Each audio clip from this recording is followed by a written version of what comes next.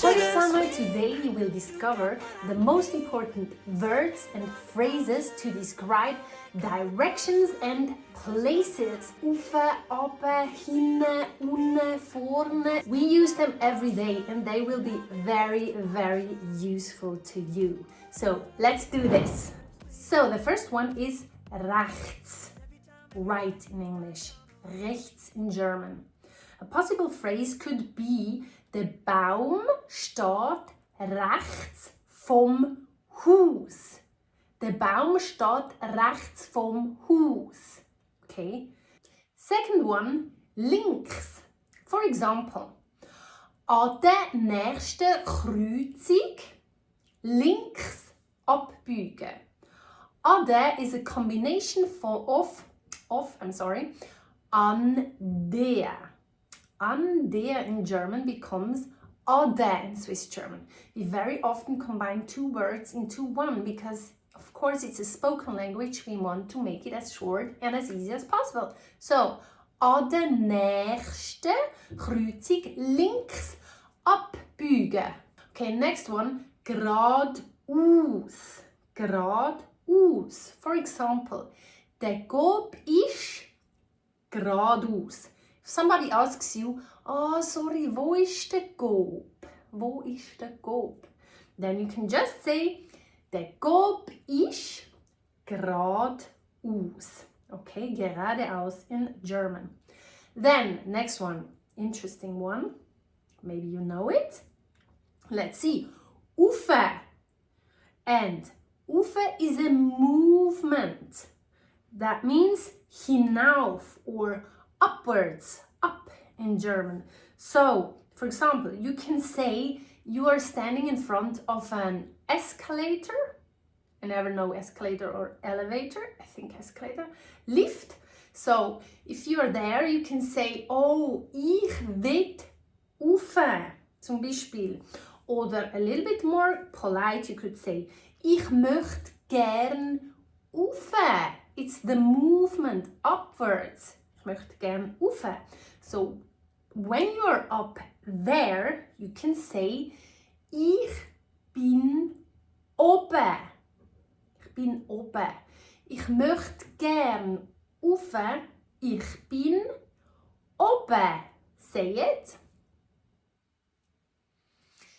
Very good. So, if, for example, if I ask you, wo möchten Sie hin? Where do you want to go? You can say, ich möchte gern ufe. What about going downwards? What do you think? Okay, stopp kurz. Hi. So, if you're tired to write everything down, you can just become a patron and download the PDF with all the information on it, all the sentences, all the explanations, and the same thing for all my other videos as well. So check my Patreon out. It is really worth it. Yeah, I love to see you there. Tschüss. Wow. Very good. Okay. Aber. It's also a movement. Hinunter in German. Down or downwards in English. So, you could say, ich möchte gern runter. Very good. Ich möchte gern runter. Ich möchte gern rauf. Runter, rauf. Say it. Very good. Next one. When you go downwards, also runter, you are unten. So, ich bin unten. Some people would also say, ich bin dunne. But let's stick to unten, oben. Unten, oben. Say it. Okay, very good. Next one.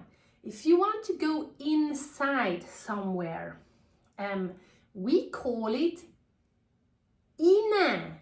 Inne is hinein in German or herein. The same in Swiss German is inne. It's also like a movement. So for example, if you ring at my door, of course, I would say, komm, what? Yeah, komm inne. Komm inne. Okay. Okay, komm herein in German. So when you go inside, you are inside. What does that mean in Swiss German? Ich bin, not ich bin inne, but ich bin dinne. Dinne. Also, ich gang inne, ich bin dinne. Very good. Inne, dinne. Okay, so the opposite of that, what is going outside? Raus in Swiss German.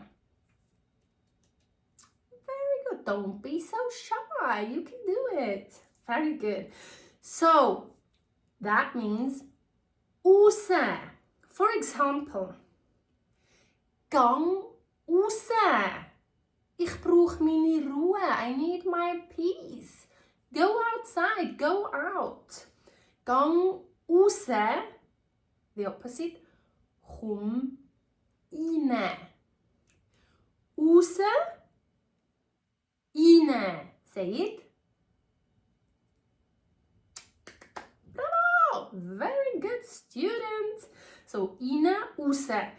So, when you have to go outside after, you are outside. What would you call that in Swiss German? Ich bin, not draußen like in German, but very good. Ich bin dusse. Ich bin dusse. So, ich gang raus. Ich bin dusse. Ich gang rein. Ich bin dinne. Okay? Inne, dinne, raus, dusse. Inne, dinne, raus, dusse. You can do this. Okay? So, next one. So, if I say ich gang raus, that could be I'm now in a room and I just go outside of the room. I'm still in the house. Then I could say ich gang raus. But if I want to say I'm going outside of the house, I don't say ich gang raus, but more precise would be ich gang voraus. Voraus means outside of the house. I'm in the, like in nature, for example, or in the garden. Ich gang voraus. So, for example, if you have kids, the kids very often say, for example, ich gang nochli voraus. Ich gehe noch ein wenig nach draußen. Oder? Ich gang nochli raus. Oder ich gang voraus. That's more clear. So that means you're going really outside of the house if I say voraus. So if you are outside, you can say ich bin voraus. And here the S becomes strong. So voraus. Ich bin voraus. That's the location, has a strong S. The movement has like gentle S, like ich gang voraus. Ich bin voraus. Voraus. Voraus. Say it. Perfect. Next one. Über. So that would be hinüber in German. For example, I can tell you to komm zu mir über. So, come over to me. Komm zu mir über. Komm zu mir über. That's also a movement. So, or for example, you can say, ich gang über. For example, you have a river and you want to go on the other side of the river. You can say, ich gang über. And once you're there, what's the word for the location? You would say, ich bin dinne. Ich bin dinne. Also, ich gang über. Ich bin dinne. Ich bin dinne. Very good. Okay, then another movement we can use with kids, for example, as well. So if I want my kid to come here, or maybe a dog or something, you can say da ane, which means hierher. In a full sentence, that would be komm sofort da ane. Komm sofort da ane. You have to try this, try it. It's very good, you can always use it, I can tell you. Komm sofort da ane, hierher. Hier is da, hierher, da ane. Or for example, somebody is delivering you a package at work or something. You can say, stellen Sie's Paket da ane. Put the parcel right here. Stellet Sie das Paket da ane. Stellet Sie das Paket da ane. Try it.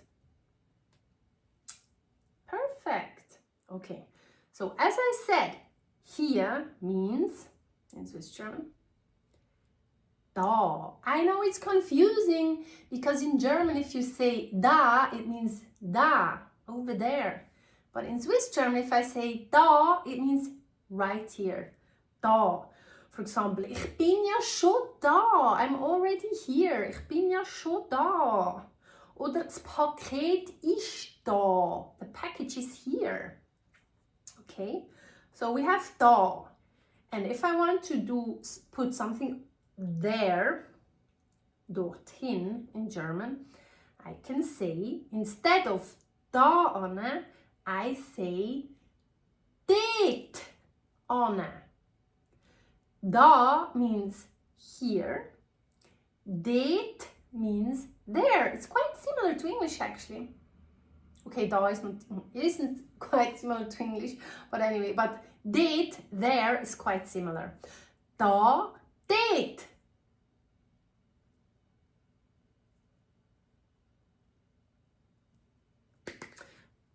Very good. So, det, genau, und da. Then we have nach hinten, for example. That's also a movement. It means hindere, hindere in Swiss German. So, komm hindere. Sonst sieht man dich. For example, you're playing in a theater and you are in front of the curtain and they call you like, komm hindere, come behind the curtain. Komm hindere, sonst sieht man dich. Otherwise we will see you, other people will see you. Hindere. And when you went back, your location is hinne. Not hinten like in German, but hinne. For example, you can say, ich bin hinne. Oder mein Auto ist hinne. Hinne is like hinten in German. Okay, the opposite of hindere, the movement hindere, is führe. So, komm führe, komm führe. Ich weiß, dass du da bist. I know that you are here. Komm führe. For example, if you do hide and seek, who knows? You can tell the other person, komm führe. Come here, come forward. I know that you're there. Komm führe. Okay? And then when you went forward, you can say your location is vorne. Also ich bin vorne. Ich komm führe. Ich bin vorne. Führe, vorne. Say it. Very good. So now we have under, which means also the movement untere. Untere. For example, if I say, this is a very typically Swiss phrase, ich gang jetzt untere. Do you know what that means? I'm going under. What does that mean in Swiss German? It means I'm going to sleep. Actually, I'm going under the duvet. So it means I'm going to sleep. Ich gang untere. Okay? So when you go under, after you are drunter. Du bist drunter, you are under the duvet. Also, ich gang untere. Ich bin drunter. Untere. Drunter, say it. Very good. Next one. So we have the word like through, also a movement.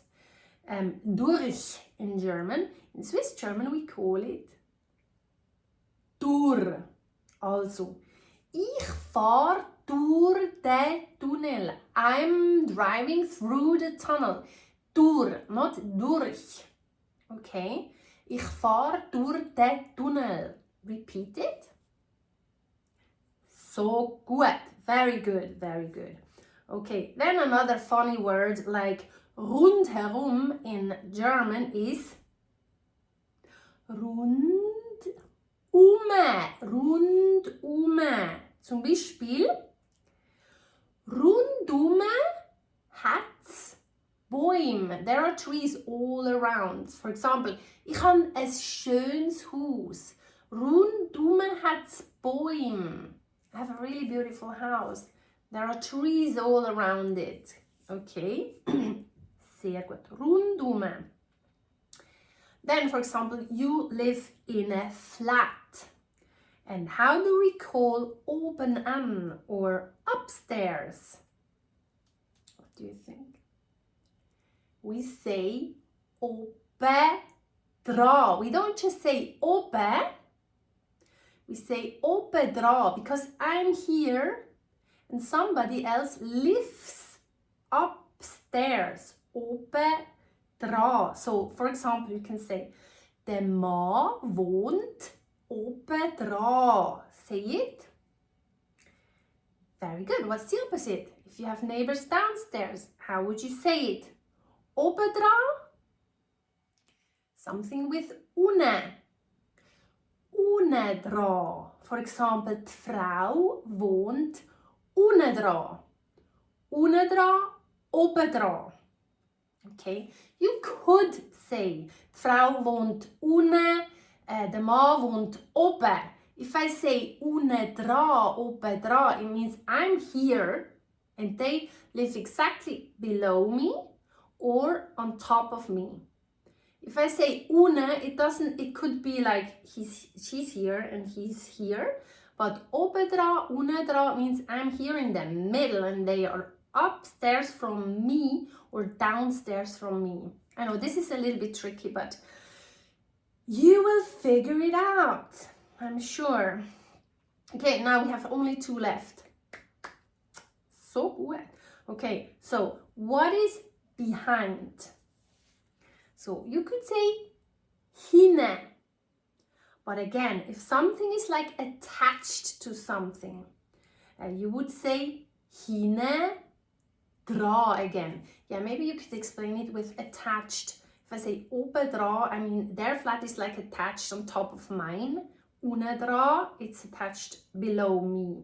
Okay, so if you, for example, have a trailer, you have a car and a trailer behind, you can say der Anhänger is trailer, ist hinne dra. Because it's attached to my car, I say hinne dra. If I just say ist hinne, it doesn't really, it's just behind me, but it doesn't really mean that it's attached. Okay, so I have a few helicopter pilots as my students, honestly, and they sometimes ask me, what does it mean, for example, the cow, because sometimes they have to transport cows up to the Alps or something like that. So they say, how do I say the cow is underneath, is attached underneath? You have to say, die Kuh ist unten dran. Die Kuh ist unten dran. The cow is underneath. Very important sentence. Okay, and then, what if something is in front, attached in front? We don't just say vorne. We say vorne dran. We just attach the word dra because it's attached. You have to attach the verb dra. So, for example, ich trage meinen Rucksack lieber vorne dran, in front of my body. It's not in front, but just it is attached on my body. I want it to be attached in the front of my body. So, ich trage meinen Rucksack lieber vorne dran, hinten dran, oben dran, unten dran.